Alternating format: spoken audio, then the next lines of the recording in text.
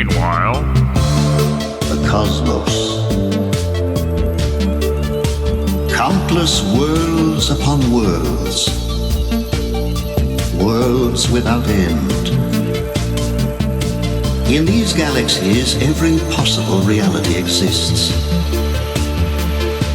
And what is reality on any one world is mere fantasy on all others. Here all is real and all is illusion. What is, what was, and what will be start here with the words, in the beginning there was... You are listening to Mutations. Mid-Valley Mutations. Citations. Mutations. On Sheena's Jungle Room. Mid-Valley. Here we go again. Part of the WFMU family of products. Mutations.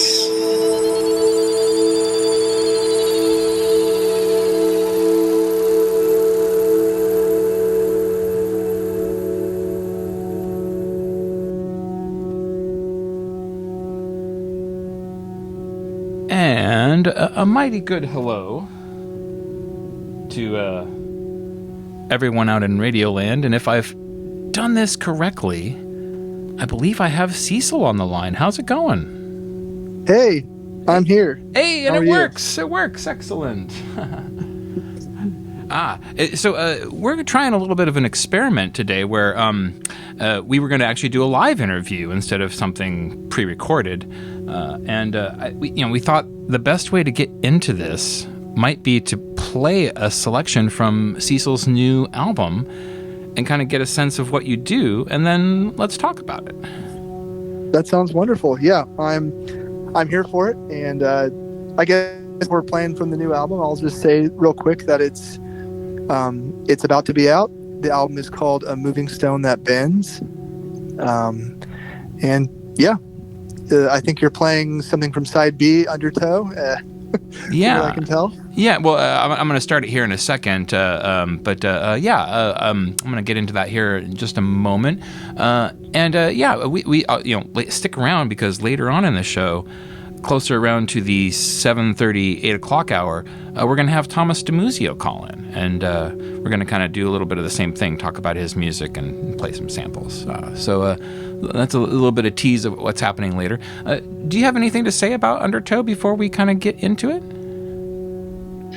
I'll just say real quickly that it's the whole album is premised around a new instrument that I built from scratch this past summer. I tend to build a lot of instruments, and we can talk about that. Yeah. And so all the sounds you're hearing are electroacoustic instrument sounds from a single take, single recording. I'll leave it there for now. Excellent. Well, so we'll play a section of this, and then when we come back, we'll have more conversation about it afterwards. But yeah, this is Sheena's Jungle Room, WFMU, Mid-Valley Mutations, and let's get into some music.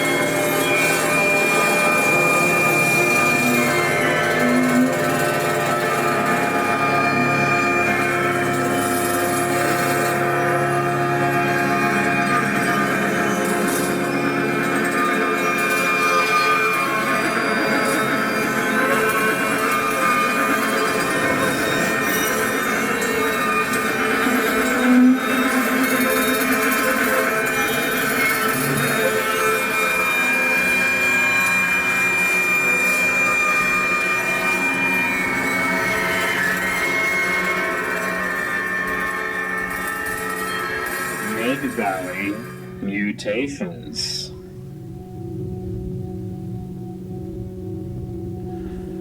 And yes, that was a sample of Cecyl's work, and I unfortunately misidentified it because that is not from the new album.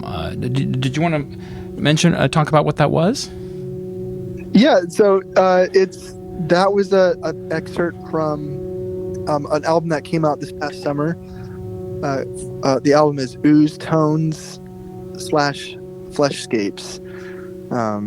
And I'm glad we played that too. That's perfectly wonderful. And but I will say that was definitely not a single instrument producing all those sounds, as I imagine most people probably, if they were listening, would gather. How would you do all that in one take with one instrument? So that's actually quite a bit of a different album.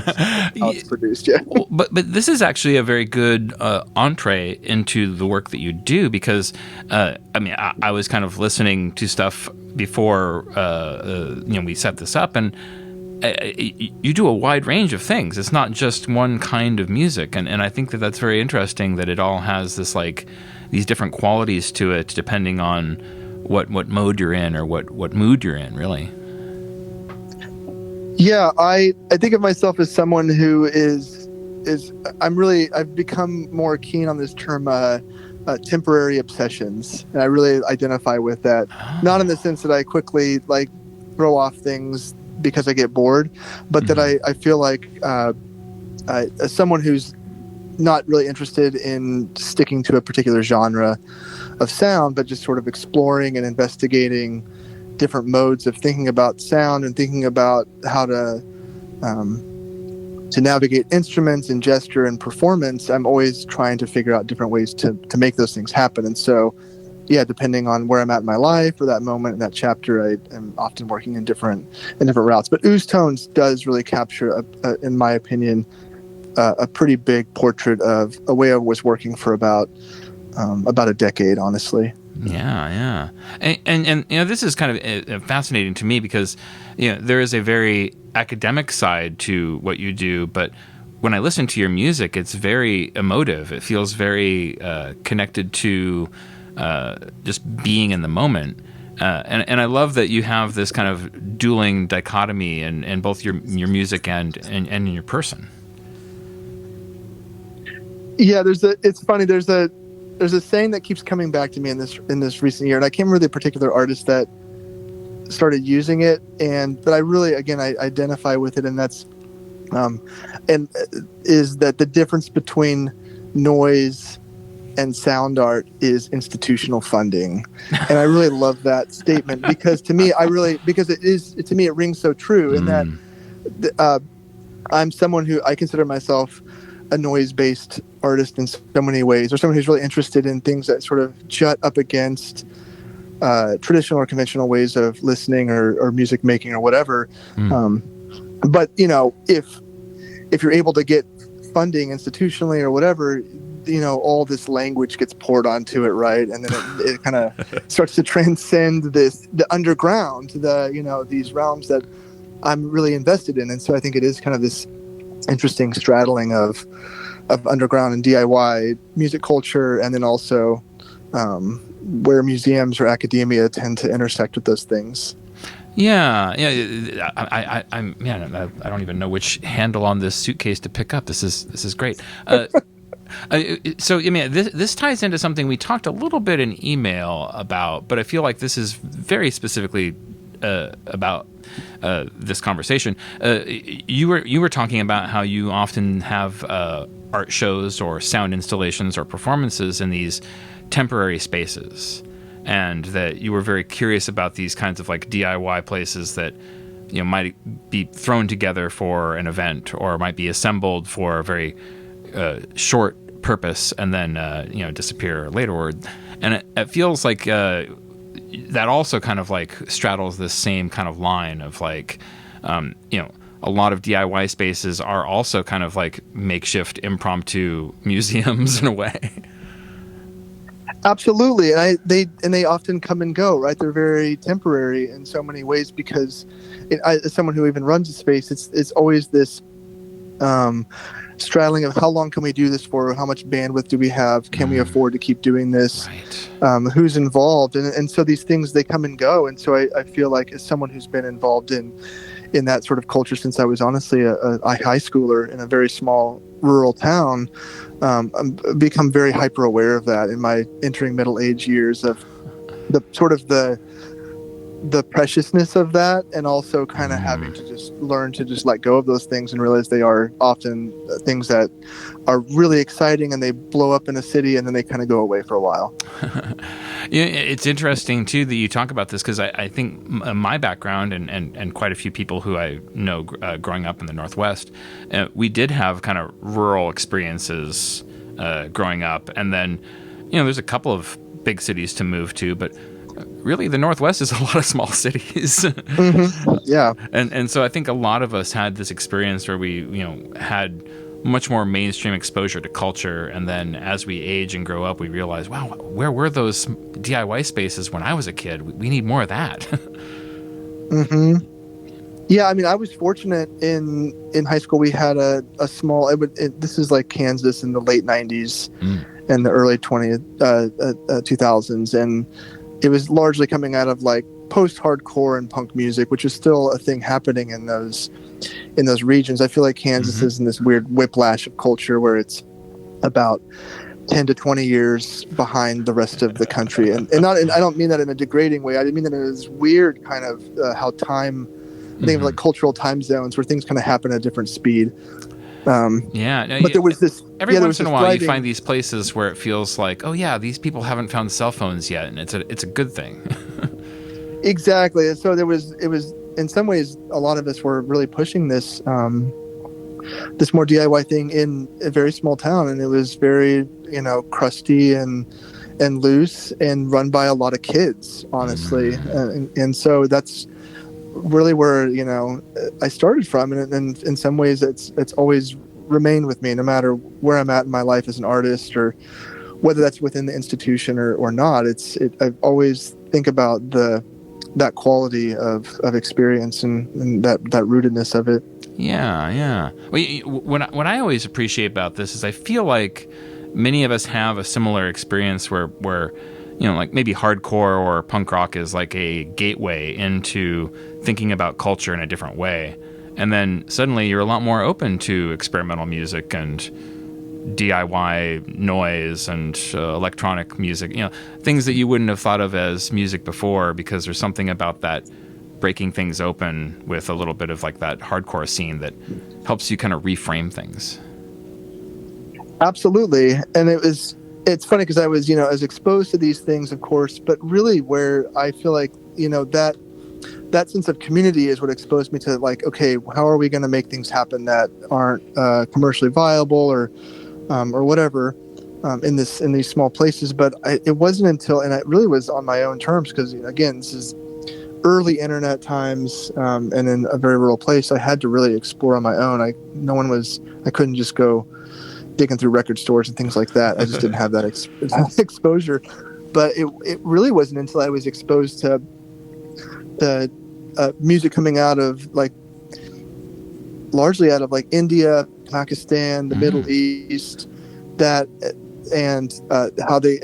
kind of really broke a lot of things for me as a late teenager, and shifted my way of thinking about form and composition and how I could structure things with a different sense of time, right? Because you think about hardcore and punk, it's all about like brevity. You're moving through things that like a minute long song, maybe 3 minutes if you're really feeling like pushing something. Right. And so like the idea of making something where you sit with it for 20 or 30 minutes, that was really mind blowing to me. And so I feel like that's been something I've been, in a bigger sense, dealing with those differences in time and scale depending on the project that I'm working with. Yeah. It's interesting because I think a lot of people who grow up in the U.S. don't get as much exposure to music from other countries as much as they would in other places. So I definitely had a similar experience as a young person where I'd heard a lot of rock and roll and a whole lot of like American music, but the idea of a raga just had never occurred to me. Yeah, and I mean, and why would it if you were and what? Who's there to show it to you, right? Yeah. If you're just hearing like American radio, Mm-hmm. Yeah. Well, so you are actually on tour right now, so we should probably talk a little bit about that because you've only played a couple of shows, if I'm not mistaken, and you have quite a few still ahead of you. Absolutely, yeah. I'm on my latest West Coast tour. I'm coming from Tucson, Arizona, just for context, and I tend to tour the West Coast in the winter because it's nice out here compared to the rest of the country. And so I've already had 3 shows coming up the coast, and I'm actually in Portland right now in between, and I'll be up in Bellingham, Washington tomorrow. And then from that point, it's every single day kind of just working my way back down from the northernmost point of the Northwest back down to the Southwest. Yeah. And you kind of have is that your last show at Joshua Tree? It is, yeah. So I'm just kind of weaving my way down through Washington, Oregon, back through California, and then Joshua Tree is the last show before I head home. So I kind of start in the desert and end in the desert. Nice. And you're playing some very cool locations too, like the Karate Church in Bellingham. That's a very famous location that's a lot of fun. I'm really excited about that. I've never been there before, so I'm pumped on that. And that's tomorrow. Yeah. And then Gallery 1412 in Seattle. I mean, this is a really cool spot where like I've seen Blevin Blechtem play there and all sorts of amazing artists. Like it's a very cool gallery. Yeah, I'm really excited. I'm excited. 1412 is the space that I've wanted to be involved with and play in for, I want to say 10, 15 years at this point. And so I'm glad to finally have managed to figure out a way where we can work together on this. So yeah, I'm excited to step into that space. Yeah, I knew that I was going to a cool show when I got there, and Mark Hostler was just hanging out to watch the show at Gallery 1412. I was like, yeah, he's a great guy. Yeah. Okay, something's cool's happened here. Mm-hmm. Yeah, right on. Well, and that's just the tip of the iceberg. Is there a good place where people can go if they're curious about where you're playing and how they can see you? Yeah, I mean, unfortunately, I will say that truly is the best place to follow the tour right now is through Instagram. Mm-hmm. As far as like keeping up on show posters and dates and things like that, so you can just find my name there, Cecyl Ruehlen, on Instagram, and that's the best place to find it for now. I have all the show posters there. I'm kind of posting things along the way. I try to treat it like a little tour diary. Yeah, you're not the first person to say that that's kind of a good place for flyers and artwork related to... I've talked to a few bands now where that seems to be the place where things like that are just kind of winding up on Instagram by default. Yeah, it's begrudgingly, but unfortunately, it currently still works, and so I'm... And this is someone, and I'm saying this as someone who I co-run a venue, and we put up things around town. We put up flyers, but and we're really trying to move away from that. We want to have an autonomous email list and keep it really local. But it is unfortunately it is helpful. It does make a little bit of a difference still at this point. Yeah. Well, I think of it as the various different ways that you need to communicate with people. Because even in the 90s when we were putting on shows, you put up some flyers, but you also try to do like a free ad in the paper and word of mouth and maybe the radio station and So it was always a multi-armed effort, even in the pre-internet days. It's just I think some people have kind of seen the internet as like one arm, and it's really like 100. Yeah, exactly. It's. So you've been doing music for a while. How did you get into performing and whatnot? Was it always kind of experimental or punk rock or something like that, or did you kind of start in other places?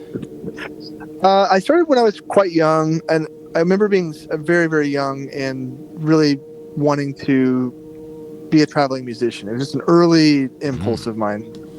And I don't know where that even necessarily comes from. I kind of saw things and it was like, oh, that seems like something I'd really want to do. Yeah. I started playing saxophone when I was a young teenager in school, like a band geek. But I eventually, found, like many people do, I wanted to play guitar and I wanted to write songs. And I started from that place. And like, as I mentioned, that early kind of DIY rural Kansas thing. Played in a few bands in my late teens in that area, and did a little bit of like regional traveling and performing. And but I felt like there was always this itch to expand my understanding of what music could be. And so it was always there, lingering constantly. And so the projects that I was playing with other people were of course rewarding, and I gained a lot of experience from those things. But I was always like, this isn't good enough. This isn't doing the thing that I needed to do. It's not getting at something that's really like mind expanding. And so it just kind of kept growing in these different ways, and it's kind of hard to put my finger on any specific moment in which things changed, other than at a certain point around 2009, I decided to get rid of all of my musical gear altogether. I got rid of all my instruments. I got rid of all my guitars, all my drum sets, all my things. Wow. And decided to focus on doing performance art based sound, where I wanted to just focus on sound sculptures and working in a way that really got me away from what I was considering to be called music in my own mind. And like someone who was really invested in making sound and performing, I still wanted to do those things, but I felt like my habits and my tendencies were just continuing to get in my way. And so I needed to sort of get rid of all those things. And I feel like that's something that's kind of persisted through my life as an artist. And maybe that's why you see these different trajectories of projects and kind of the differences in their sound, is that if I find myself in habits, I'm like, I have to stop doing that, because I'm no longer seeing this from a new perspective. I'm no longer I'm doing things habitually, and I don't like that feeling. There is something nice about moving forward and kind of exploring new territory that feels very comfortable in a way that I think routines can feel like a trap. Certainly, yeah, and I think it's tricky for me, because I want to be someone who's also devoted to what I'm doing and deepening my myself as a person and practice or whatever.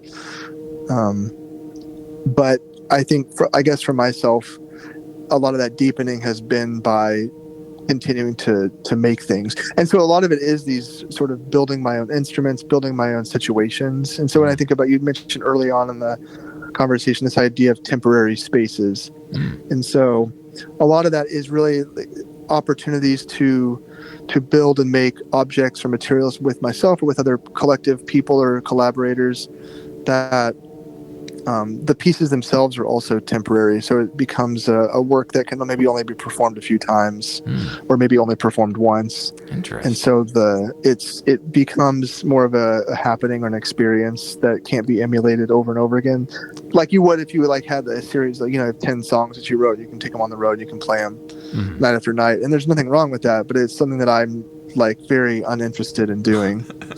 A lot of other people have already done that, so you're not. And it's great. It's a great way. Sometimes I envy that sometimes, where it's just like, you got this bag of things, you can take it wherever you go, you can play them.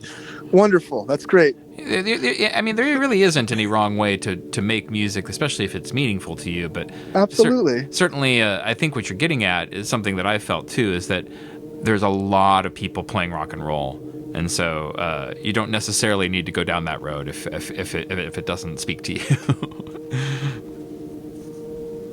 Yeah, and I think at a certain point, even I just I no longer wanted to play in a certain kind of space, a certain kind of venue, because I didn't think that they were good places for listening. And I think that was a big change for me too, was this desire to not only make work, but be in environments that ask the people that are in those spaces to be focused on the listening experience. And they're not there for other activities like, getting drunk at a bar or whatever. Like, not that social experiences within that aren't important. It's something about wanting to create a kind of sound that invited people to break away from those tendencies. Yeah, no, I mean, you're. I feel so copacetic right now in terms of our mutual appreciation for places that are not your standard bar with beer and drinks available. Not that I have seen plenty of rock and roll shows in bars as well, and there's something to be said for that. But especially for the kind of music that you make, it's a little headier, and I think the concentration and the ability to kind of focus on just that, and maybe, not necessarily have sports games on screens around you.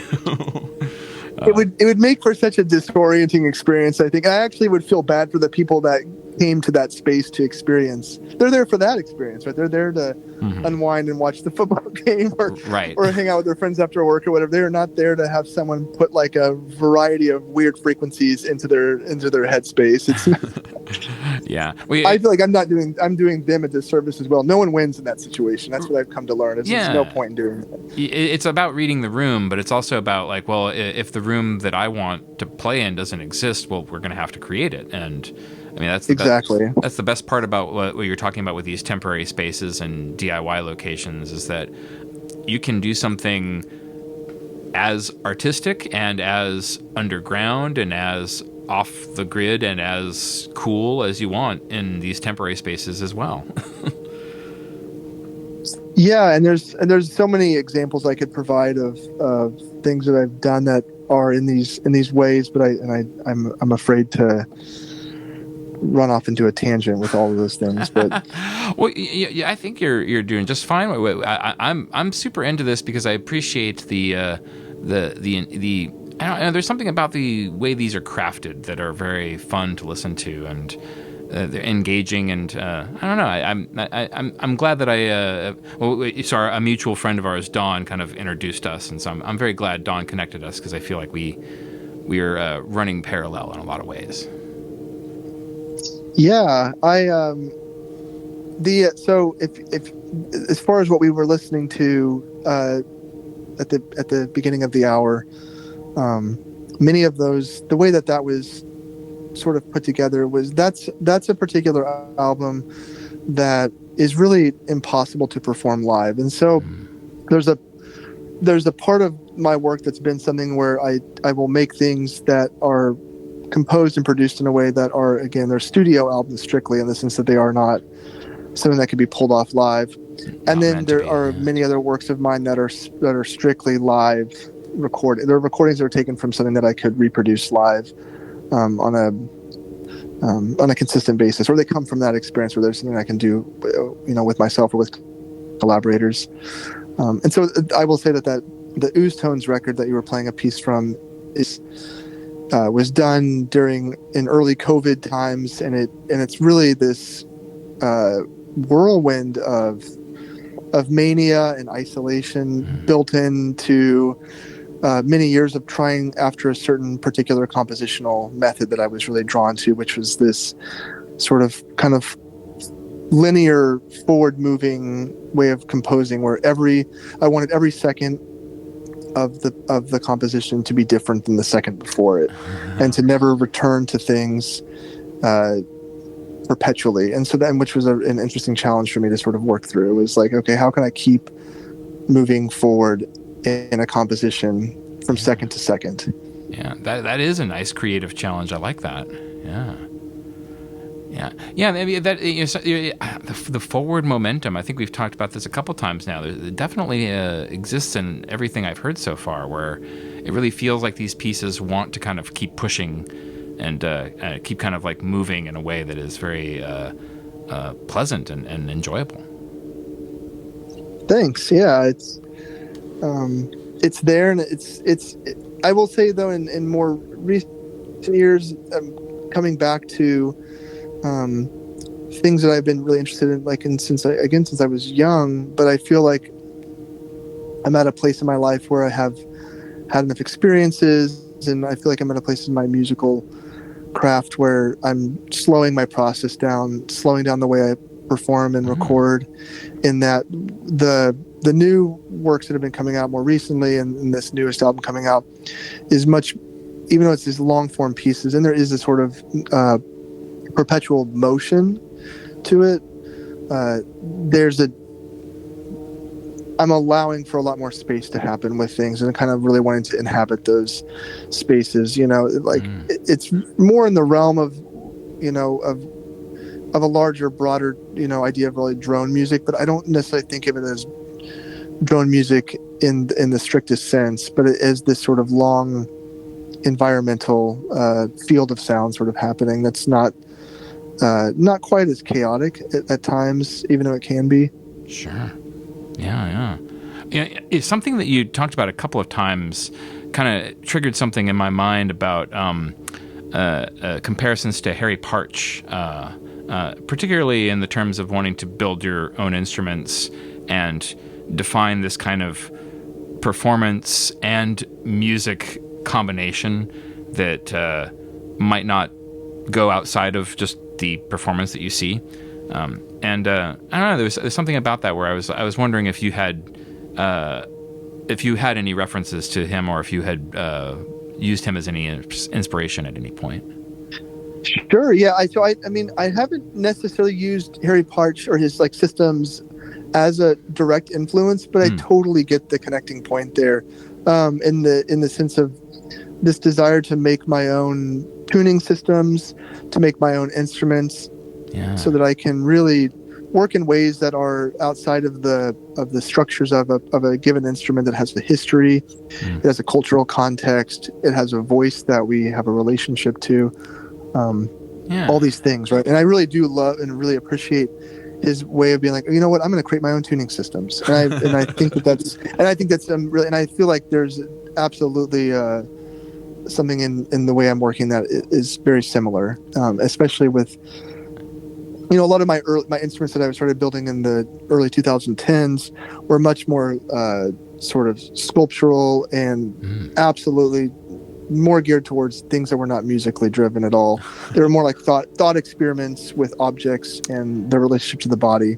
Nice. Whereas now, as I'm building instruments, they're much more geared towards tone, exploration, timbre, and voicings, and they have a much more traditional musical quality to them, even though they're very open-ended in how I explore them. And so I can create my own tuning systems. I can move between pitches in a really fluid way, that I can't, as someone who's you'll maybe heard a little bit of it in the mix on that track, but I'm a saxophone player as well, and I love playing the saxophone and woodwinds, and even though there's a fluidity to them, they're still sort of fixed pitch instruments, monophonic instruments, right? They have a set of voice. Each button creates a series of fixed monophonic sounds that I find really powerful. But I also love the idea of where's all this in between? Where's all the in between?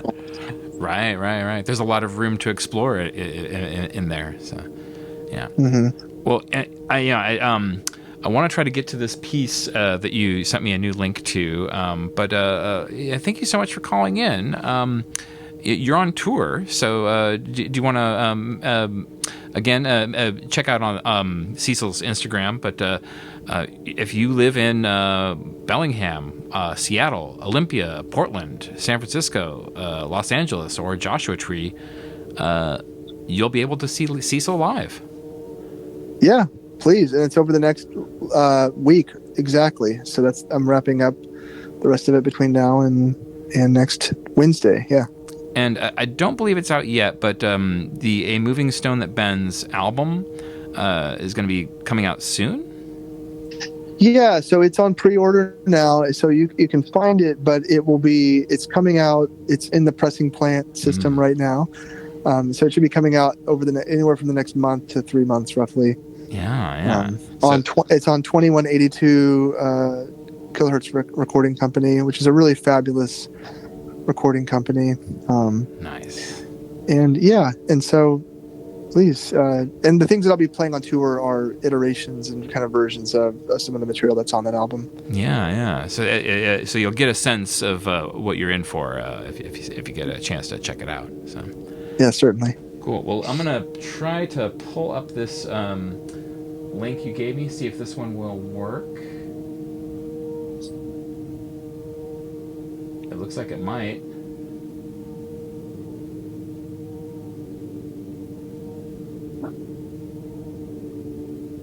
Okay, I'm gonna see if this one.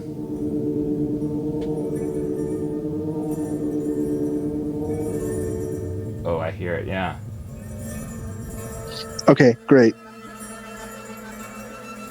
Okay, yeah. So we're gonna let this play here. This is from the upcoming album, a Moving Stone That Bends, and this is Undertow. And thank you so much, Cecyl. Absolutely.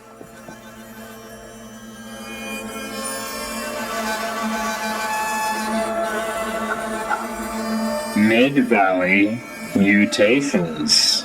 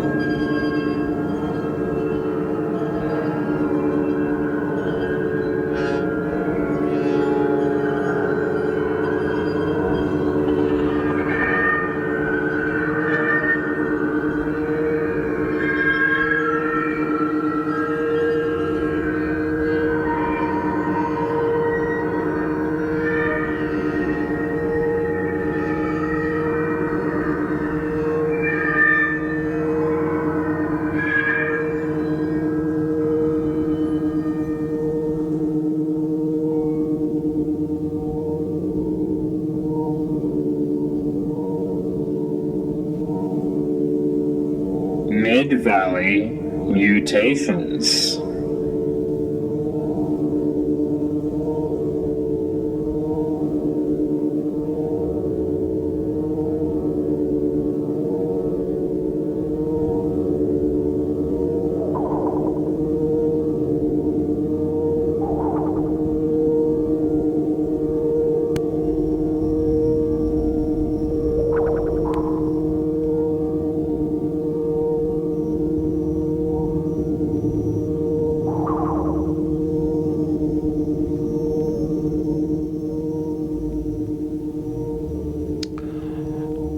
And that was a nice long selection by Cecyl Ruehlen. Ruehlen? Oh gosh, he's even said it, and oh my gosh. Well, hopefully no one is too offended. Thank you so much, Cecyl. They were so kind with their time, and with me getting the wrong piece at the top of the show. These things happen, but I think it all worked out for the best. And that Undertow track that we just listened to from their new album, A Moving Stone That Bends, that is not out yet technically. So you heard in advance of something that no one else has gotten to hear yet. So that was a nice little treat. Thank you so much, Cecyl. And there's lots of other great albums out. I think you'll want to check out their Bandcamp page, which has, I think, everything available and whatnot. But if you can, check out the shows, the live performances. I think that's going to be where it's at. And I think, Cecyl was kind of talking about, like, they edge into this drone kind of territory. I don't know if they technically are quote unquote drones, but I could definitely see how you could get into a meditative state with that.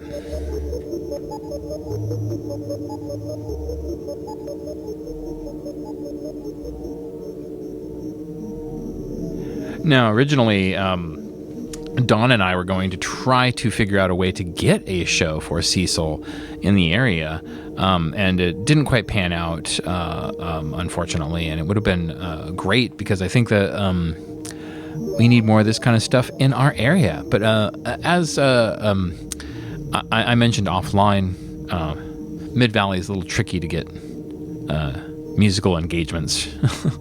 Unfortunately, not a lot of places are open to experimental or even just kind of left of center. So certainly we do what we can.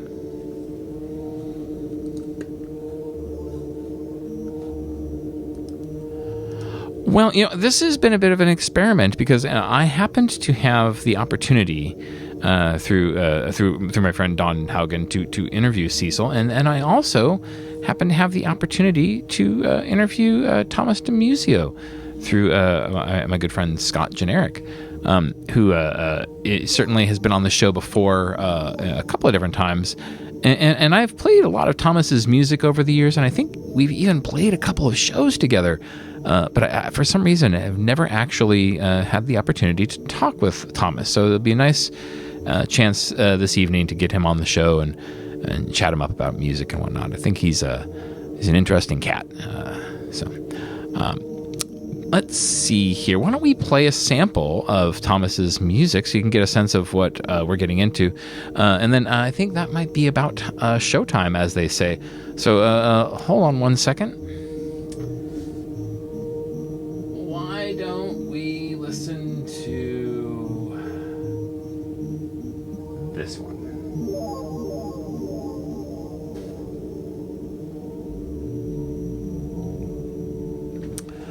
This is a recording I found online called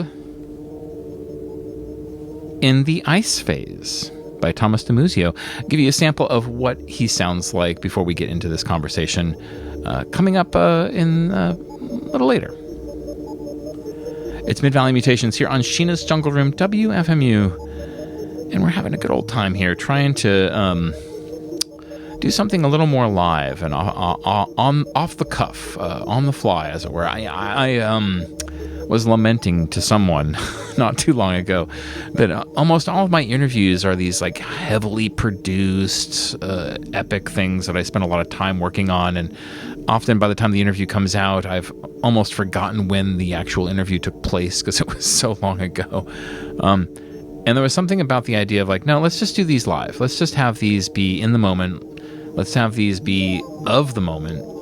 I was so happy that we could actually line things up for Cecyl's tour. And so, yeah, I feel like this show needs to explore that a little more often. I think I can get a little too into the nitty gritty and I forget to do things live. So let's do it more. You're listening to Mid-Valley Mutations on Sheena's Jungle Room, WFMU. We're going to play some Thomas Dimuzio. It sounds like this. Mid-Valley Mutations.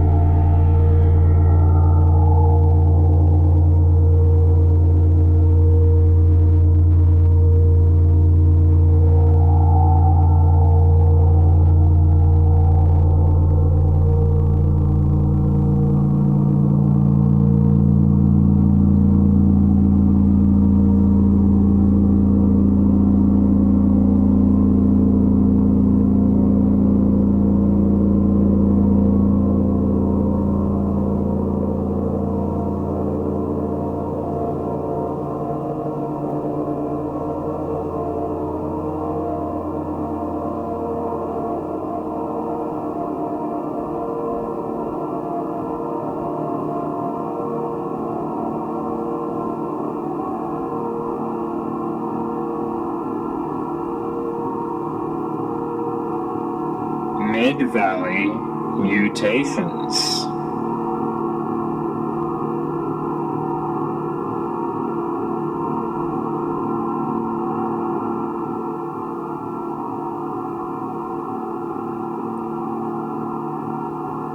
Austin. Hey, how's it going, Thomas? Good. How are you, man? Not bad, not bad. I actually already have you on the show. So, Sweet. Yeah. How's it going, sir? Not too bad. I'll spare you all the, the bad details. Of course. Yeah. Well, lovely to have you on the show tonight. We've been listening to some samples of your tunes. I just played a piece called "In the Ice Phase." Oh, fantastic! Yeah. Which I think is a nice sampling of kind of the dynamic range that you have in pieces that you make. Oh, thank you. Yeah. So I think a good place to start in terms of questions I had and whatnot. So I found albums that you were making back as far as the late '80s. How did you get into music before that? Oh, wow. Just naturally, through hearing music on the radio as I'm growing up, having a piano in the house, and just kind of being into, bands and things like that. And then, as I started getting into synthesizers, that's when the noisy stuff started happening. The more technical things started coming together.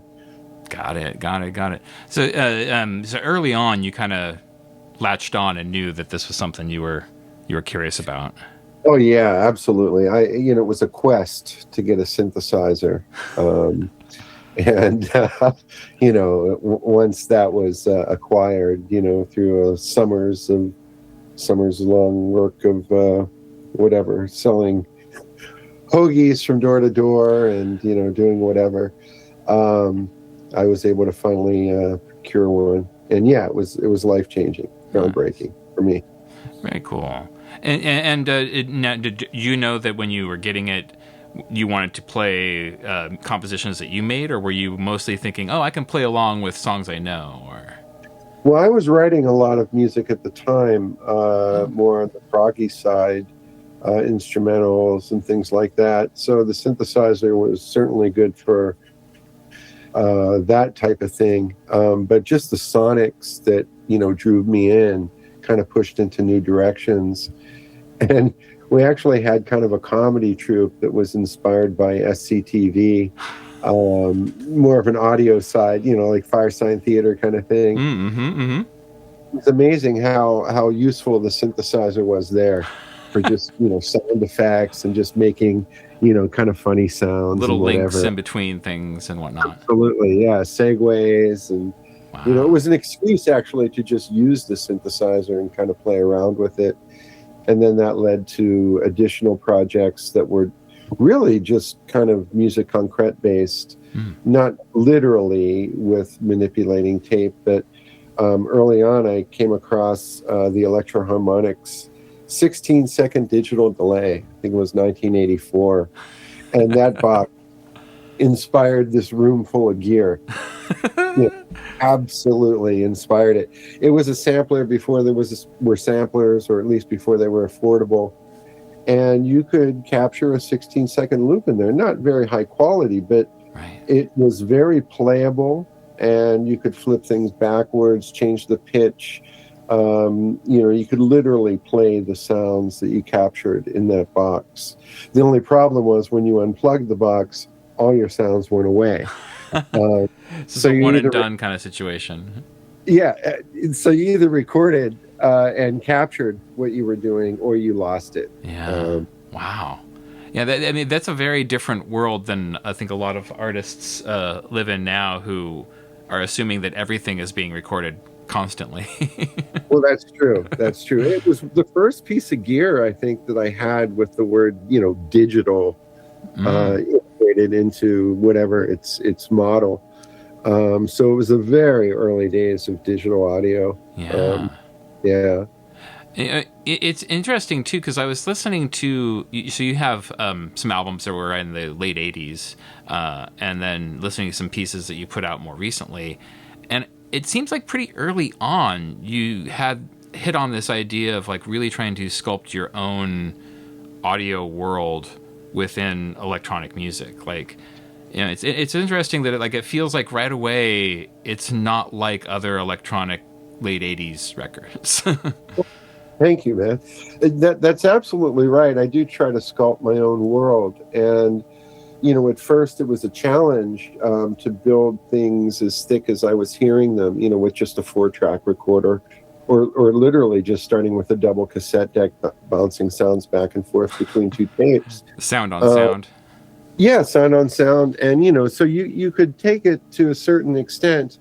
But it wasn't until, tracks started doubling, and this was still on the analog domain, moving from a 4-track cassette to a 1/4-inch reel-to-reel that did 8 tracks, then to a 16-inch reel-to-reel, a 1/2-inch reel-to-reel that did 16 tracks. It was all like a very, a necessary progression for sure. Yeah. Because the 4-track turned into... Once I got the 8-track, it was still a 4-track because I was recording in stereo now. Right. You're still having limitations out, yeah. Lots of limitations. But the limitation of tape was a beautiful one. You actually got things done with that linear medium. It was, unlike, working with computers where you can just keep stacking and never finding the end or whatever. Tape kind of made you accept things as they were or do it again. There's an interesting economy to it as well, because you suddenly start doing a lot more like, okay, well, I have 4 tracks, so one of them is for this, one of them is, it's like suddenly you have to do a lot of math and go like, well, what's the most essential part of this song? How do I get this? And you start checkerboarding and start taking risks that might affect, something you've already laid down. You might accidentally, erase a little piece of it or something like that. So it was risky, and you had to take chances, and some of the times you had to work with the mistakes as well. I think about this with some conversations that I've listened to with Don Joyce, where he's talking about working though, and he was really into like work with the mistakes. Mistakes are kind of like how you find new things, and so like I've been thinking about that a lot. Of like, well, yeah, even when you accidentally erase something, that suddenly that gap becomes part of the new piece in an interesting way, and. Right. And not just mistakes, but just malfunctions too, especially with the digital age, Mm-hmm. There were a lot of crashes and coded sound in buffers of my, gear to the computer, things like that. So I always have that on hand to record those moments of malfunction, those mistakes and whatever. And then, having the computer, as we moved into the digital realm, to piece things together that you normally couldn't do in an analog realm, or I shouldn't say that, but to splice things in certain ways that you couldn't do in an analog realm, like long crossfades. You couldn't cut a 30-second crossfade with tape. If you could, more power to you, and have fun. Right. But those limitations in the analog world were not limitations in the digital world, even early on. Yeah. And so things like long crossfades were just magic to me, and still are. They're a compositional means, a compositional device, and just fade contours, fade length, things like that. Being able to take a snippet of sound and crossfade it for the actual length of that sound. If you have a 20-second sound, why can't you add 20-second crossfades? So if it's a low sound at the beginning and a high sound at the end, now it's a perfect Mobius from high to low and low to high. Yeah. And these are the things that really, were enticing and still are. in that realm, mainly because of all the limitations in the analog space. There's something pretty magical about getting a nice loop going that is rewarding all the way through and loops nicely and whatnot. And no matter how many times I get one right, I feel like, oh, yes, this is very satisfying. Oh, it's absolutely satisfying, especially when you're capturing them in real time. And there's a whole art to that, you know. Yeah. And it's been a struggle through the years to do all this stuff perfectly. And computers should be our friend, and they should help us achieve these, easy tasks of just capturing something. And they do. However, I've had to really kind of author my worlds in terms of being able to capture certain types of loops, especially non-rhythmic loops, textural loops, kind of the loop that I just described of low going to high, high going to low. Right. You know, when you're playing synthesizers and doing textures, you don't necessarily have rhythmic devices to capture phrases of. You've got more like these undulating beds of sound. And to be able to capture these undulating beds where this loop, and loop is actually maybe a bad name for it, because I might be capturing a 30-second loop of like an undulate that I don't want to hear a beginning or an end. And if you have your fades long enough, your crossfades long enough, you will not hear a beginning or an end. And you could be playing something low at the beginning and high at the end, like I keep railing about here. And there is no beginning or end. And to be able to capture that with, say, one button push is beautiful. Yes. Because instead of doing a tap dancing with a bunch of pedals and delays that are really, or loopers that are meant to capture rhythm rather than texture, it was always an uphill battle. So having machines like the Eventide H9000 most recently, where I'm able to write my own algorithms and achieve these looping, whatever states, and to be able to capture many of them, in these machines, and almost like use it as structure.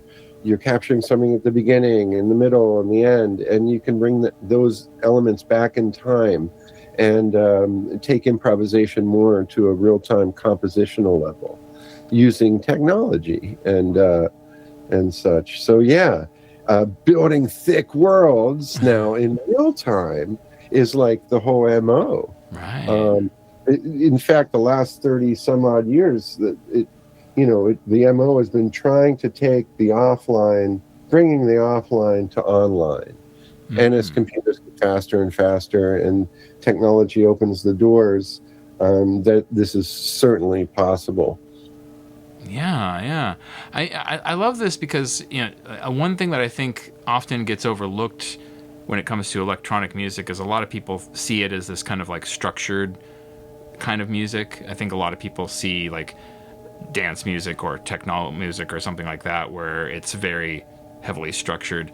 And I love what you're talking about, where you're taking electronic music into this improvisational realm where you're kind of like going into the moment and feeling, well, this piece comes in this way, so I'll add this here and we'll come out this way. Like, it's much more feeling through it rather than structuring it in a very rigid way. Yeah, totally. And even to get these electronic instruments to a point where they kind of feel like real instruments, right? That's a challenge. That's been a life challenge. Because a lot of the times it's abstract, it's, the more you work with say modular synthesis, the more you start to feel comfortable with how to translate these ideas to something in real time.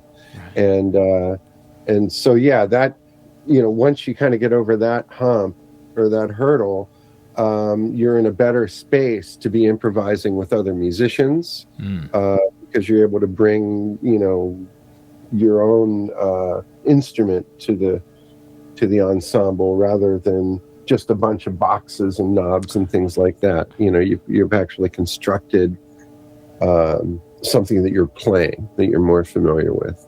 It has nuance. Yeah. Was that a bit of a transition from playing synthesizers, like keyboard-based synthesizers, to modular, or did that come pretty Yeah. natural? Well, the funny thing about synthesis is I kind of skipped a couple decades of it. The synthesizers of the 90s, the mid 80s to 90s, they did nothing for me. We lost knobs. I wasn't smart enough or had enough money to buy a bunch of old analog synths.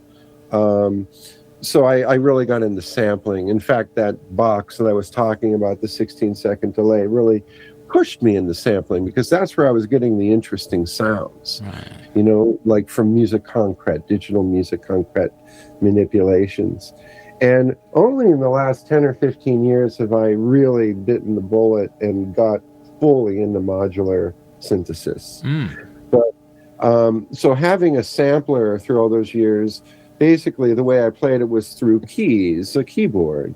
And you could put 10 fingers down on a keyboard and make 10 sounds. And so I was able to build very thick worlds and be able to play things like that had a lot of substance, and so when I got into modular synthesis, the challenge was to get to that space that I just left with sampling, where I'm able to build thickness and build these worlds. And looping is one of the means to do that.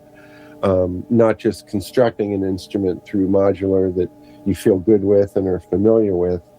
And that takes a lot of exploration, actually, before you get to that point. When you're at that point, a means to actually multi-track and do all this stuff that you'd probably do in the studio, but do it live on stage. Right. Yeah, there is something about presenting these kinds of things where you're building it in the moment that allows you something that it's not the same if you bring a bunch of pre-prepared things and just push play. It's not at all. Yeah, not at all. In fact, when I'm at a show, everything I do is improvised pretty much.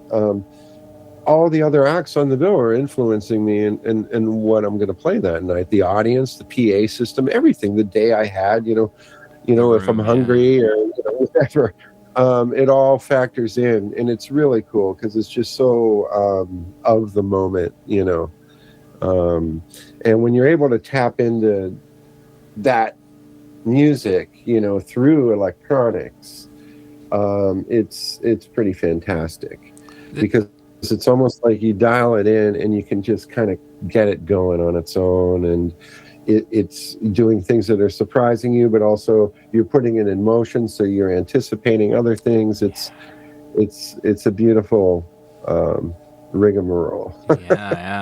Yeah, that is an interesting lesson that I think a lot of people have to go through as artists, is like realizing how much the space that you play in has to do with the way things work.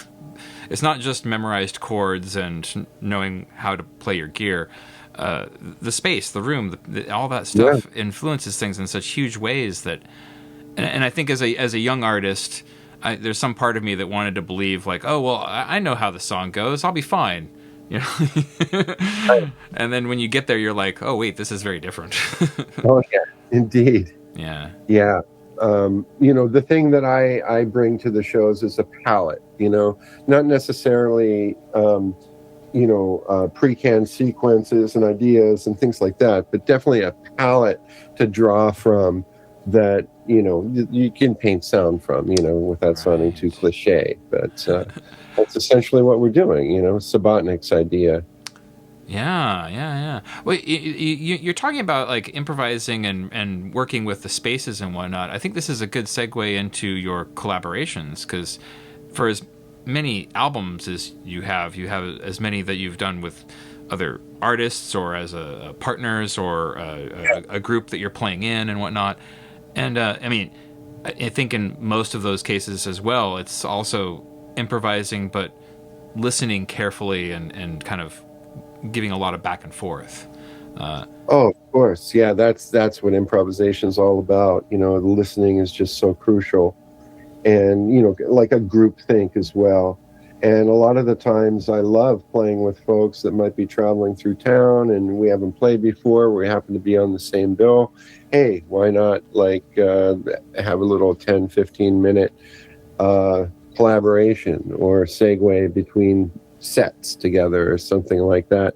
And that's how a lot of these collaborations and ultimately releases were formulated, or how they were inspired. It's just at shows with other improvisers. And I feel it's the most elemental form of music. Like, you're really the vehicle for the music in that context. Yeah. I'm reminded of something that Mike Watt likes to talk about, where he loves the way that people interact at shows, because that's where things happen. Like, ideas begin, collaborations start. And the energy of the audience as well. That's a big deal. As opposed to like improvising in a studio, whether it's your own studio, which you feel more comfortable in, of course, or, a studio that you go out and, pay by the hour for. It's kind of odd to improvise sometimes in that context, because you don't have that energy. Yeah. There's nothing to bounce certain things off of, except for the other players, of course, and the room that you're in. But I think more exciting things happen on stage and in front of an audience. This is true. There is, the energy you're talking about, but the reaction too, like the back and forth, like it's so it's like a dialogue in a way that is not words. Sure. Yeah, the universal language. Yeah. And everybody understands it. That it's a beautiful thing. So one thing that I think has been very consistent, not just across your records, but when you're collaborating with other people and whatnot, is the sounds of the albums themselves. Like, you have a very good overall, and I know you do a lot of the mastering yourself as well, so you have a lot of control over this, but it doesn't diminish as you listen to a piece throughout an album. Like, I found that you have a very careful ear for how the entire thing is presented, and not just like the loudest point or what have you. Is that something you keyed in on as a young person listening to records, where you're like, oh, I like the way that this is produced? Well, I don't think the mastering is the key to that sound. I think it's basically, that sound that you're mentioning is happening on stage live. It's happening, in the moment. The mastering just makes sure it's presented in a fashion that is, I guess, the best possible scenario for whatever medium you're shooting for. But I don't know. I think of improvisation as kind of a sonic excursion of sorts, where you are going from point A to point B, but there are so many places in between. Right. Yeah. And I think it's that journey that gives it definition, that keeps it interesting, that gives it a musicality, even though I'm not playing notes or chords, or I may not be improvising with people that are playing notes or chords as well, Right. Yeah, I mean, when you're doing electronic music back and forth, it isn't like you can watch for the fret change or something like that. It's more of this kind of intuitive thing. Completely. And the amazing thing that happens so many times, it's countless, regardless of who you're playing with, is, you go to turn that knob and you're so confident. Oh, that's I hear it, man, that's my knob. And that's beautiful. Then you realize, wait a minute, that's somebody else. and this is like a constant for me. And I love when it happens, because it means that the music is really happening. When it's confused. And this is, maybe just, this is what it's like playing an abstract instrument, that the sound can vary, and you don't necessarily have a cue mix that you can dial into in real time for that. You're just hearing it come out the speakers just like the audience is. Right. So, it can be interesting and confusing and exciting. And I remember playing with Tom Nunn, who was an instrument builder. He passed a few years ago, just an amazing musician, amazing improviser, built incredible instruments, and some were just so simple. Like, he made a thing called a scratch box out of a computer keyboard box, a cardboard box with a bunch of combs and, toothpicks and washers and all kind of items glued onto it, and he could play this thing and make it speak. And we'd be playing, whatever in his basement or, on stage, and I use radios on one of my Buchla instruments. I have 4 CV controlled radios, so I'm hearing voices and weird little blips and blaps and sounds kind of like being constrained and barely let through. And his cardboard box would confuse me so many times, thinking, are those my radios? I love that. It's just, I love that too. It reminds me back and forth. Yeah. And just the cinematic quality in general, I think also keeps listeners engaged, I hope, through these transformations and excursions and whatever they be. It reminds me of this comment I heard from this group, the Dead Air Fresheners, when they would play. They said something to the effect of that they would hope that the other members would kind of lose track of what instrument they were playing because they were like blending so well with each other. I really love that image of like it's not necessarily a bad thing when you kind of get into that zone, like you're both in tune in a certain interesting way. Right. And then there's Faust, who took it even a step further, where other members were controlling the mixes of other members. Right. Oh, man. They control their own mix, which is kind of cool when you think about it, especially in an improv situation. But Faust did a lot of amazing things like that. Yeah. Well, you did a lot of work on other people's records, and I think last time I checked, you had like almost 300 mastering credits to your name. Yeah. I think those are just the formal ones too. There's many, many more. I've been fortunate to work with incredible artists and some incredible labels, and it's really, been a incredible learning experience. Just because I don't just do noise music, I'm doing jazz. I'm doing a lot of horror soundtracks that are being remastered, reissued. Doing my own music and friends' music, and it really runs the gamut and keeps me on my toes.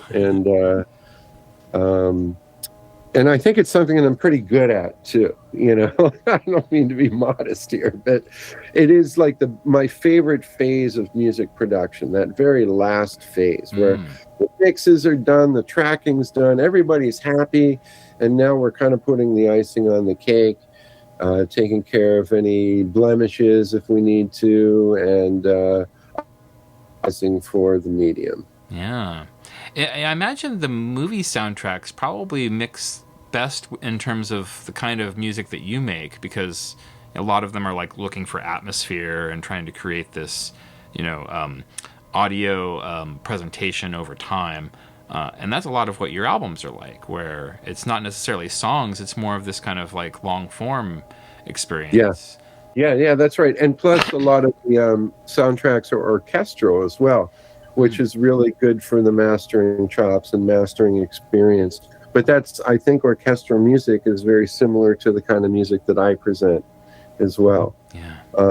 I was just in Japan last September for a bunch of shows, and I played 6 solo shows, and I have a record that I just put together that I couldn't be happier with. And it just feels like long form orchestrations, even though it's really excerpts from the 6 shows.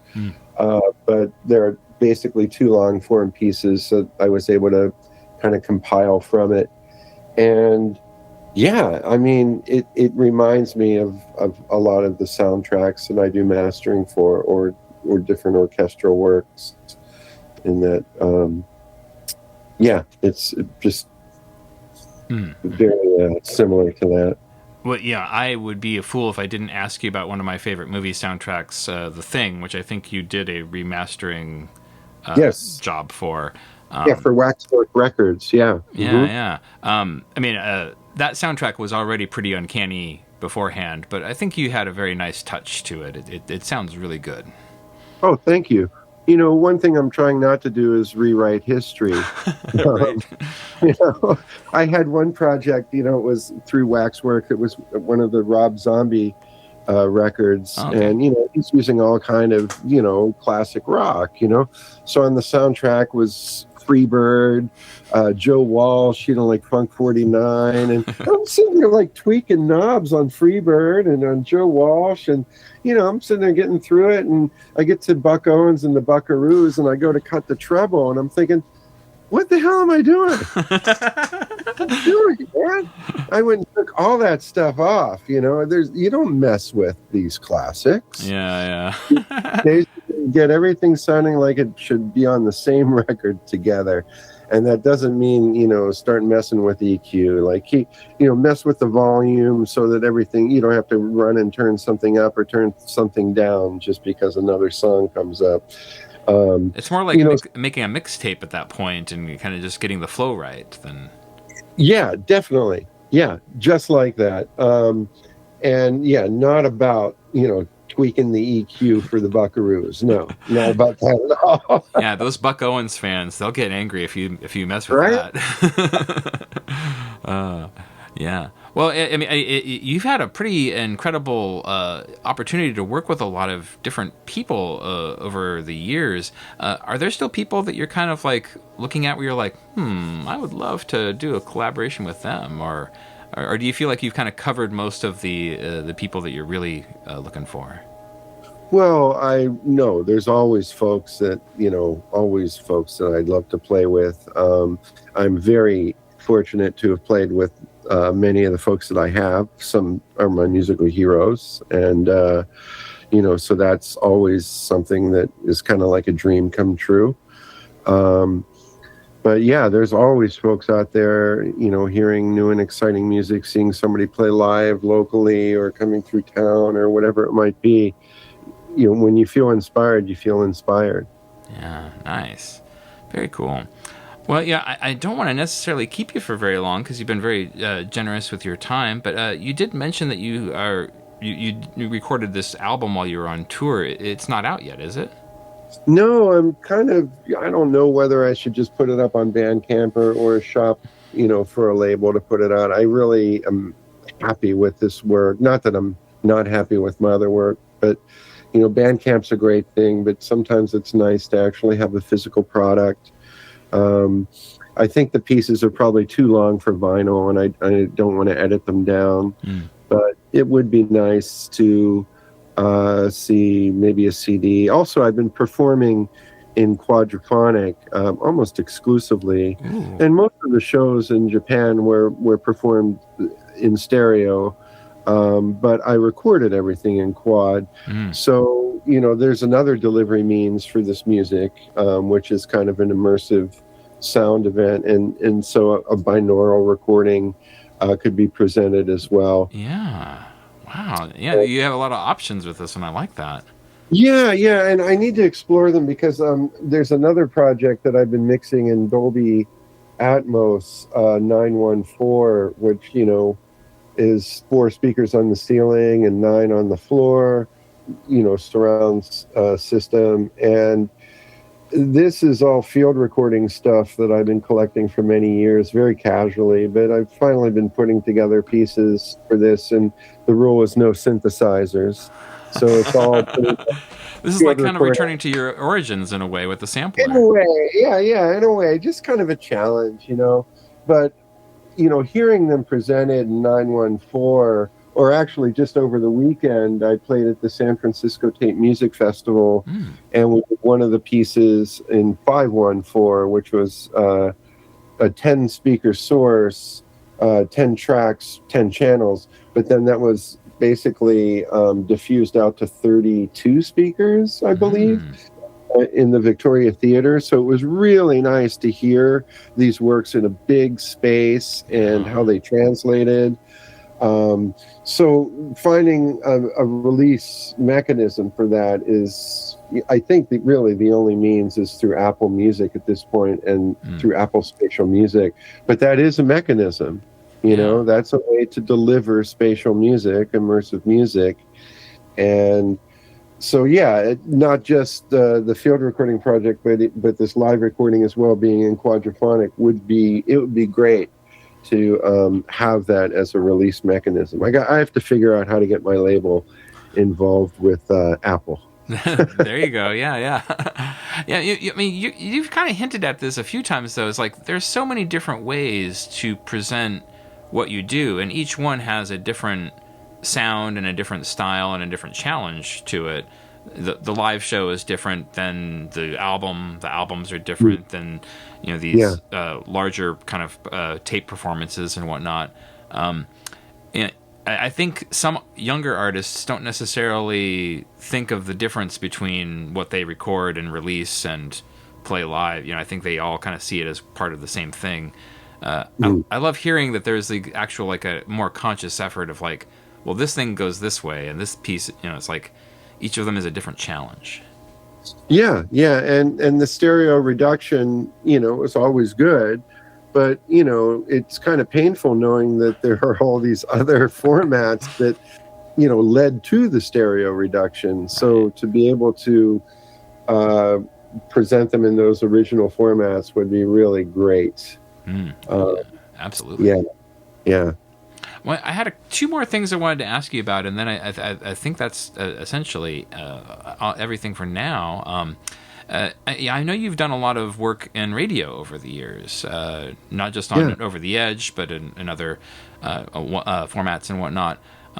It seems like you naturally kind of get what's appealing about radio in terms of, like, the presentation format. People are already kind of locked in, and so you can really play with that in terms of a soundscape in a nice, delightful way. Did you grow up listening to a lot of radio? Is that? Well, I did. That's how I was exposed to music at a young age, just through pop radio and even AM radio. And then later in kind of middle school and such, and getting into rock, and I listened to radio a lot. I used to pester DJs. I'd call them up all the time and want to record requests so my band could figure it out, stuff like that. And but I had a radio show on KPFA called Frequency Modulation Radio. It went for about 3 years. Yeah. And it, I'm not a good DJ in that, my breadth of all the music out there it's not very wide. So I thought, well, what could I do? I could have friends come on and we could just, have it be a showcase for live performance. And with a 3-hour radio slot, it was a very nice format, because I could have 2 separate artists on, dedicate an hour to each artist. They'd play for about a half hour in the studio, and then at the end we'd all play together. Yes. And we did about 40 plus shows like that. It's I have all that up on Bandcamp under Frequency Modulation Radio, and there's an amazing amount of music up there, and it's worth checking out. Very high quality stuff that's largely overlooked. With about 100 different artists, it's pretty cool. And the collaborations alone make it something that is, like, worth seeking out, because you won't hear those otherwise. So. Right? Yeah. And a lot of these artists were improvising in the studio as well. Some were playing through pieces, but still, it's all live. And it's a really nice snapshot of bridging of different styles and genres. Yeah, absolutely. Well, I'll close with this. I've been working a lot lately with UNIVAC and Big City Orchestra in terms of their radio work, and UNIVAC was asking me to ask you about Poptastic. All right, yeah. Which I'm unfamiliar with, actually, so I'm getting a little education here. Oh, Poptastic. Well, my buddy Chris Fitzpatrick, who I've kind of lost touch with, I'm not sure where he is these days, somewhere in Europe, but he was in a band called Noisegate back in the day with Trevor Paglen. And those guys, we'd share bills, we were friends. He came over once for some mastering work and said, hey, got a project for you. You just got to promise me you're not going to laugh. And I laughed the whole time. And he had made a pop record and wanted to basically cut up this pop record and just destroy it. As opposed to just sample, music on the radio at the time, like NSYNC and Britney Spears and whoever. Right. This was like 20 years ago. And so, at the end of the session, I was like, Chris, you're my buddy, so I'm gonna be honest. This sounds like a bad MIDI demo. We could actually make this pretty cool and then destroy it together. So we did. And we worked on that for about a year or two. And it wound up getting released by Negative Land, their Sealand label. And it's a pretty wacky record. It's exactly how I described it, pop music gone wrong. Oh, I love it. And it's pretty hilarious. It's almost like a comedy album for noise musicians. Again, kind of bringing it back to your earlier efforts as a young person. That's right.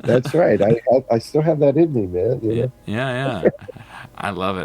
Well, I think I would be a fool to drag it out past that. But when your new record comes out, let me know. I'd love to start playing it and sharing it with people. And well, absolutely, man. Thanks for having me on, Austin. I really appreciate it. Yeah. Well, Scott and I were talking about your music one day, and then he was like, "Wait, you never talked to Thomas? Let's make this happen." Yeah, I'm glad Scott's an instigator here, man. That's really cool. It's really great to meet you formally and to chat like this. Yeah, absolutely. Well, I think I'm going to segue out of this into I found a longer piece that you did where you were collaborating with Wobbly, John Lydecker. And so I think this is from 2014, if I'm not mistaken.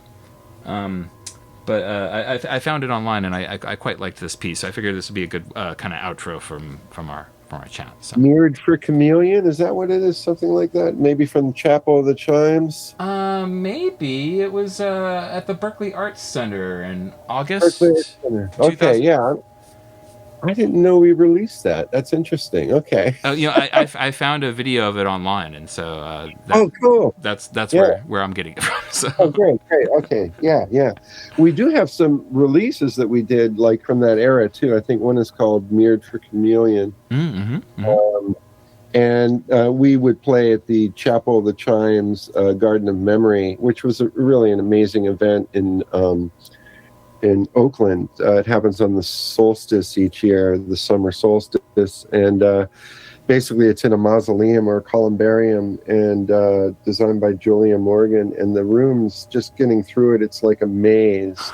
And imagine 40 or 50 different artists in each of these rooms. Oh, wow. As the audience is kind of like walking around, hearing the combined sound of it all, but able to focus in as you walk closer to this room or that room. And so, yeah, we have a few performances from that. They're pretty magical. Just that event alone is one of my favorite events around town. Yeah, that sounds fantastic. It really is. It's really such a cool thing. More recently, I've been playing that show with Soraya. Do you know? Yeah, I've recorded him a couple times. Yeah. And so we actually have a record from 3 or so years of performing there that we're going to be releasing soon.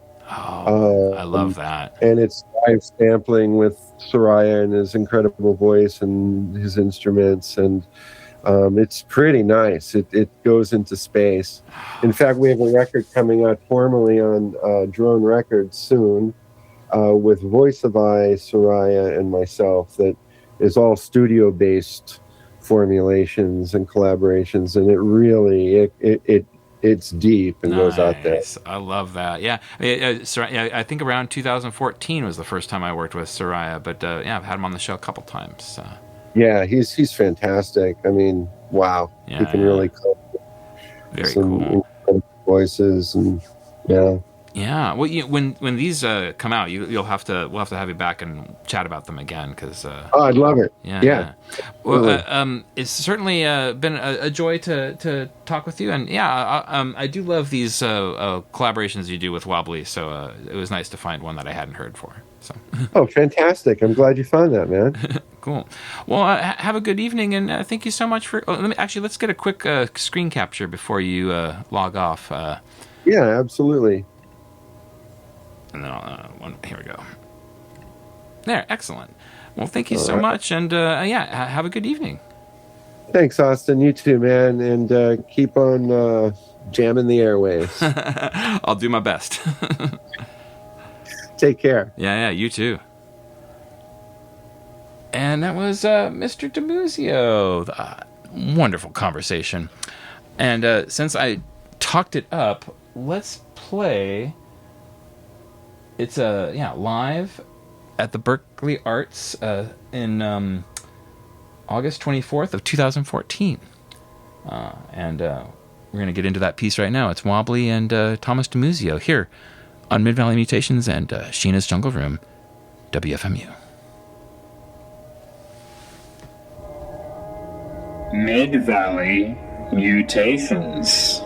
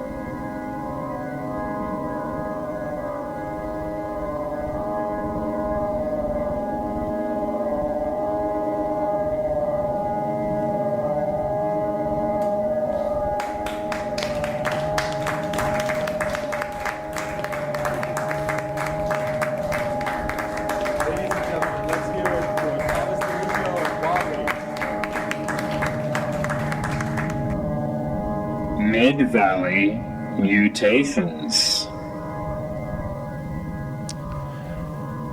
A nice long slab of experimental electronic music by Thomas Dimuzio and John Lydecker.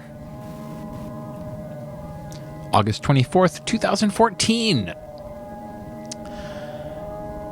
I was so jealous hearing him talk about that electronic music event that he was describing, where there was all these rooms of people performing in all these different places, and you would hear the bleed of different performances as you would walk around, and then you could zero in on what you wanted to.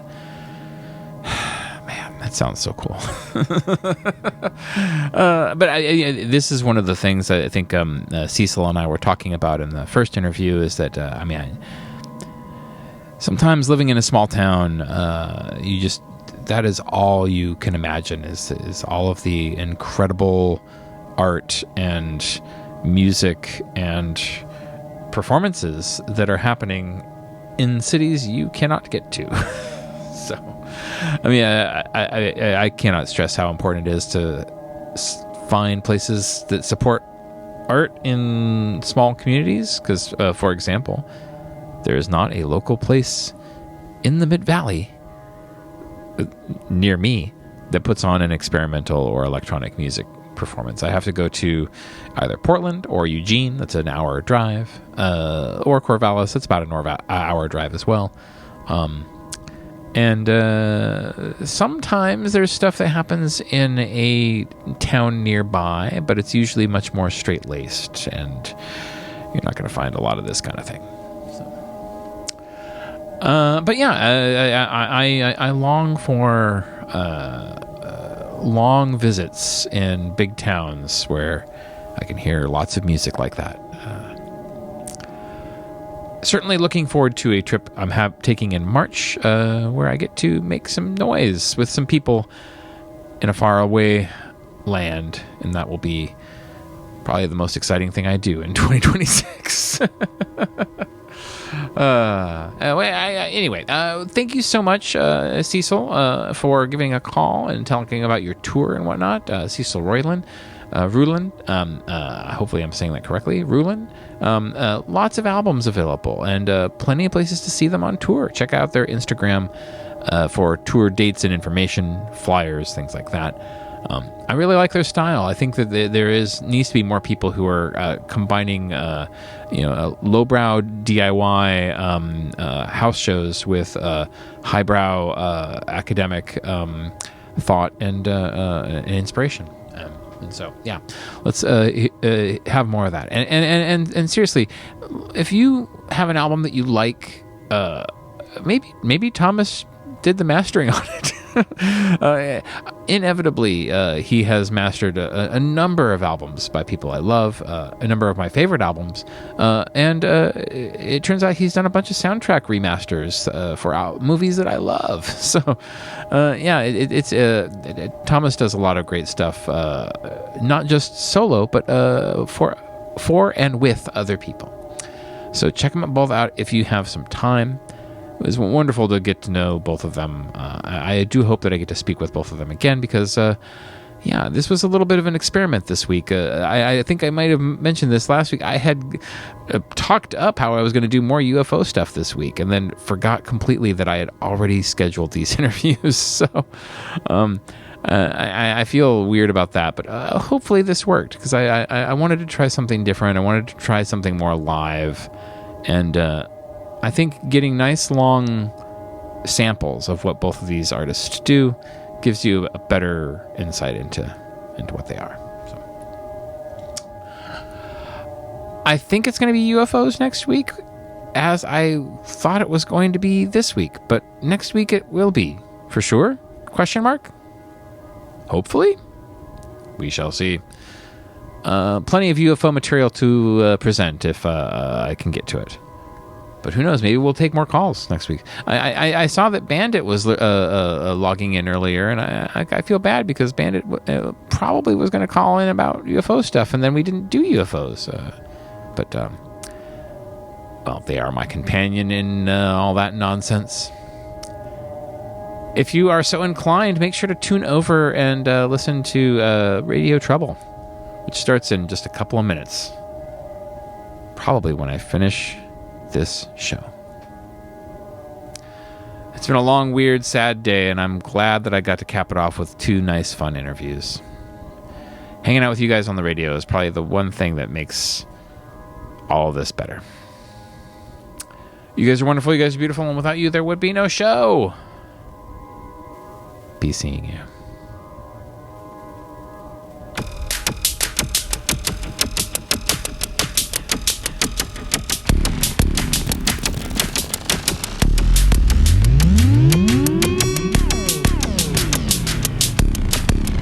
Mid-Valley Mutations was produced for Sheena's Jungle Room on WFMU.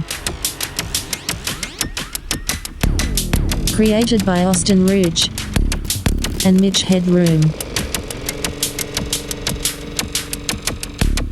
Theme songs by Shadows in Blue. Visit shadowsinblue.bandcamp.com for more information. Emotional support, Marla, Leander, Oryx and Craig. Local denizens of the Mid-Valley, where the magic happens. Engineering and technical support by the Lava Lamp Lounge, where the elite meet to make radio treats that can't be beat.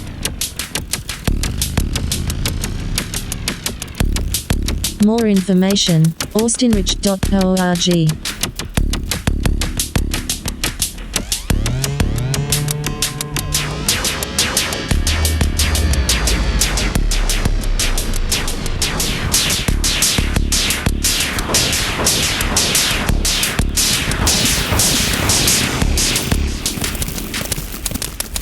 Getting older is no problem, you just have to live long enough.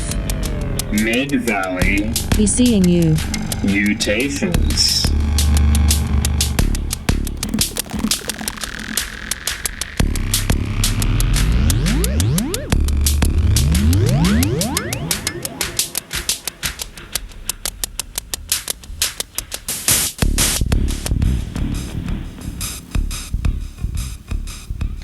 Oh, well, who wants to live forever?